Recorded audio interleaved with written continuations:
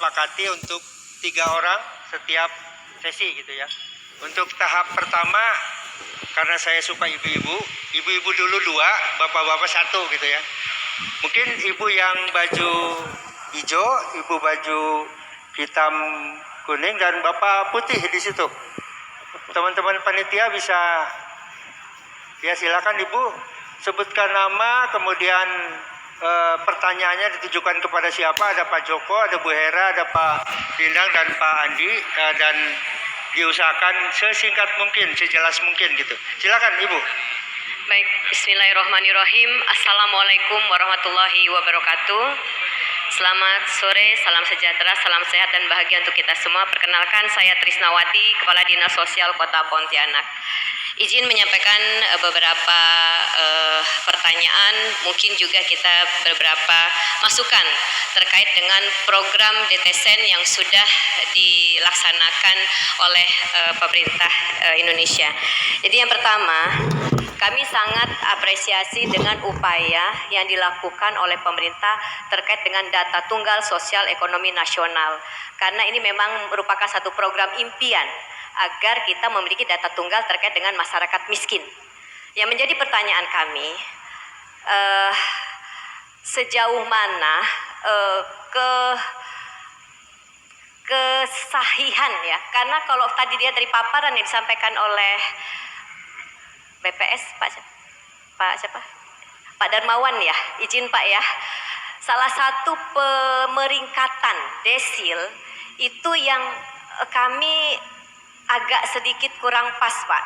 Karena terus terang kami di Kota Pontianak, kami juga memiliki satu aplikasi data masyarakat miskin terintegrasi, The Master namanya Pak. Dan alhamdulillah The Master ini juga kami gunakan dalam rangka melakukan verifikasi validasi pada saat melakukan di tahun 2022 kemarin, di mana pada Permensos kan kita disarankan untuk melakukan verifikasi validasi data masyarakat yang mendapatkan bantuan. Dan itu kita juga melakukan pemeringkatan Pak terkait dengan jika ada bantuan-bantuan sosial yang akan kita usulkan. Nah, tadi kalau lihat slide-nya boleh dilihat Pak, karena urutannya dari aset dulu Bapak mengurutkan pemeringkatan. Dari aset, baru nanti ijazah, baru nanti terakhir di lantai justru Pak, lantai dan lain sebagainya. Bahkan kepemilikan rumah. Nah ini yang kami ingin tanyakan, dasarnya apa dalam pemeringkatan itu yang pertama. Yang kedua, dalam pelaksanaan ground check DTSEN yang diadakan di Kota Pontianak, hasil perankingan, jadi ini hasil kami bawa data Pak. Ada KPM hasil dari ground check DTSEN tadi disampaikan ada 20-30% errornya. Pak, ini benar apa enggak Pak? Karena biasa kok kita pengalaman kita studi di bangku kuliah, paling besar itu 5% Pak, atau 0,5 deviasinya Pak. Kalau ini 20-30% ini luar biasa. Kami yang di daerah akan menjadi tempat tempat kontranya masyarakat Pak. Dan ini juga udah terjadi di kami Pak, di Kota Pontianak. Kami diserang sama masyarakat karena kenapa kita dikeluarkan dari penerima bantuan yang tadinya menerima sekarang tidak. Dan ini terbukti bahwa dari hasil tersebut yang benar-benar real di lapangan, rumahnya peyot, lantainya tidak layak, dindingnya itu masuk dalam desil 6 dan 10.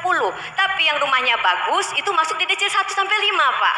Jadi ini yang membuat kami bertanya, dan ini datanya ada saya bawa Pak, kebetulan saya membawa langsung data-data itu.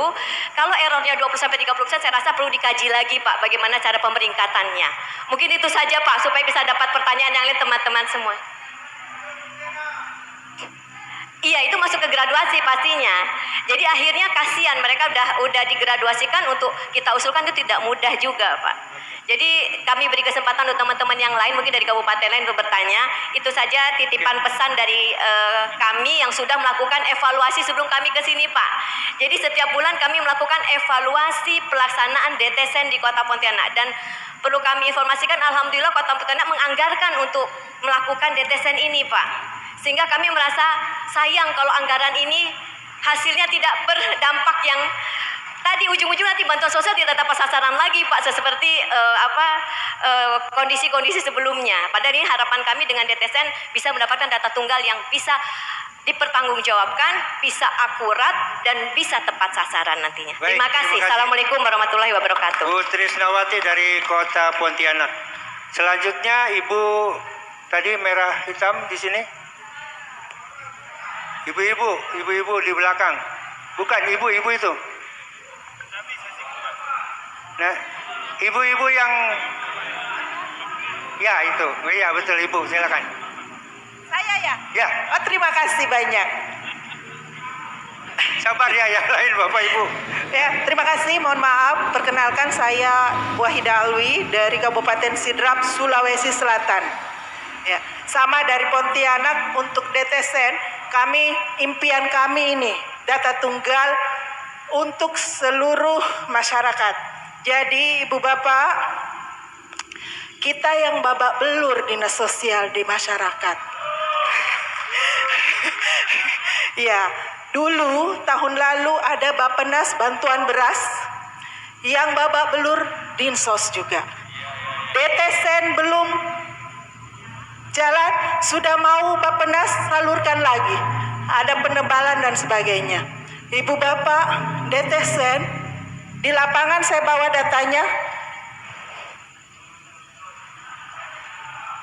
Ini yang meninggal dapat bansos lagi, yang graduasi dapat bansos lagi. Ya, ya, saya jadi lupa mau bilang apa.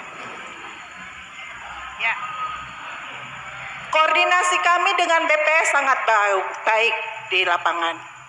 Ibu Bapak, dalam hal penentuan desil 1 di Sekolah Rakyat Calon Siswa, sudah ada data desil 1 dan 2. Kenyataannya BPKP datang, berubah datanya. Dia datanya desil 6, 7, 8 Bapak. Tapi kami dan BPS dan BPKP turun ke lapangan verifikasi faktual, dan BPS dan BPKP melihat langsung kenyataannya beliau desil 1 dan 2. Tapi buktinya di data sama kan? Nah, kemudian untuk ya, kemudian ya, jadi kami sangat senang sebenarnya data tunggal ini sangat menyetujui. Tetapi tolong diberi kami verifikasi faktual di lapangan lah. Jangan cuma sampel Ibu Bapak. Saya terutama langsung ke lapangan memverifikasi. Kemudian untuk SR Pak, alhamdulillah Sidrap dapat permanen. Insya Allah dapat tahap 1B dan BLK. Alhamdulillah. Tetapi yang menjadi masalah pertanyaan untuk rekrut siswa terutama yang sekolah dasar Pak. Itu yang menjadi pertanyaan. Terima kasih, cukup sekian. Assalamualaikum warahmatullahi wabarakatuh. Waalaikumsalam warahmatullahi wabarakatuh. Terima kasih Ibu dari Sidrap, Sulawesi Selatan. Terakhir Bapak yang baju putih, silakan Pak. Terima kasih untuk kesempatan yang diberikan kepada kami. Assalamualaikum warahmatullahi wabarakatuh. Salam sejahtera untuk kita semua. Bapak-bapak, hari ini kami tiba di Jakarta nih, kami mempertaruhkan nyawa Pak, karena dari Kepulauan Aru semestinya kami tiba di Bandara Patimura Ambon itu jam 3, tetapi karena cuaca 8 kali putaran dan pada akhirnya kami mendarat di Sorong. Dan setelah itu kami balik di Ambon, kami tunggu lagi pesawat Garuda dari Jakarta, dia tidak landing di Jakarta, di Ambon, dia balik lagi. Jam 11 malam baru kita tiba Jakarta. Maka hari ini saya bersyukur karena diberikan kesempatan untuk menyampaikan beberapa hal kaitan dengan apa yang sudah disampaikan oleh bapak-bapak yang terhormat di depan. Yang pertama, saya ke Kapus Datin dulu Pak. Dari tadi Pak Menteri sudah sampaikan, dari Ibu Kepala BPS sudah sampaikan pada prinsipnya ada keterwakilan di daerah sudah ada. Kami sudah melakukan rapat koordinasi dan kolaborasi itu sudah ada. Dengan demikian harapan saya jika berkenan kalau ada ruang, kami butuh fasilitas pendukung seperti laptop dan komputer, jaringan yang ada Pak. Kalau itu tidak ada, maka pada akhirnya kita akan mengalami data desil 1, desil 2 di mana P3K, CPNS masih terbaca. Mereka masih ada di desil 1, desil 2. Yang semestinya dan seharusnya mereka sudah ada di desil 10. 6 sampai 10, Pak. Mohon maaf saya bicara sedikit mewakili daerah kepulauan. Mohon maaf kepada Bapak Ibu yang daerah kontinental. Itu yang pertama. Yang kedua, Pak, ke Bapak Andi kaitan dengan SR. Pertemuan pertama kami di Kalibata, saya presentasi dan pada saat itu kami dalam proposal itu kami siapkan lahan sebanyak 5 hektar, clear and clean, sudah bersertifikat. Tetapi dalam pembahasan kami diminta 7,62 dan kami penuhi. Kami penuhi itu dan semua tahapan, semua persyaratan dalam proposal kami sudah lengkapi. Bahkan kemarin kaitan dengan lahan clear and clean sudah disiapkan listrik, air, pematangan jalan, akses jalan dan pematangan lahan sudah selesai. Kementerian PU kemarin dari Ambon sudah ke Aru. Maka dengan segala hormat saya berharap Pak tolong tunjukkan data untuk 100 itu Aru dan SBT masuk nggak? Karena kita bicara by data Pak. Jangan sampai kami berjuang habis-habisan, ya ternyata kami tidak masuk dalam 100 itu. Karena mohon maaf, kemarin program PENA, saya punya rekomendasi itu sudah didisposisi oleh Bu Menteri untuk segera ke Aru. Tapi karena Bu Menteri buru-buru pensiun mungkin, ya kami tidak mendapat kebahagiaan itu. Saya berharap untuk SR kami juga harus mendapat kebahagiaan itu. Karena kami di sana paling jauh Pak. Saya yakin bapak-bapak kalau tinggal di daerah kepulauan seperti kami, pasti 1 minggu sudah tidak betah dan pulang ke Jakarta. Terima kasih. Wassalamualaikum warahmatullahi wabarakatuh. Salam sejahtera untuk kita semua. Saya kembalikan. Waalaikumsalam warahmatullahi wabarakatuh. Terima kasih Bapak. 3 dulu ya Bapak Ibu. Ini ada sekitar 6 pertanyaan, mungkin satu persatu siapa dulu ini. Pak Rindang dulu mungkin ya tentang dasar pemeringkatan DTSN dan kemudian soal error. Silakan Pak. Ya, baik, terima kasih Bapak Ibu sekalian penyampaiannya. Dan terus terang ya Bapak Ibu, saya waktu PSE 2005 itu pun di BPS daerah ya, itu juga mengalami hal yang sama sebenarnya. Jadi sebetulnya kita sudah berupaya secara optimal dengan ketersediaan data yang ada. Makanya tadi kami menceritakan, tadi disampaikan Pak Andi, dapurnya sudah kita tunjukkan supaya apa?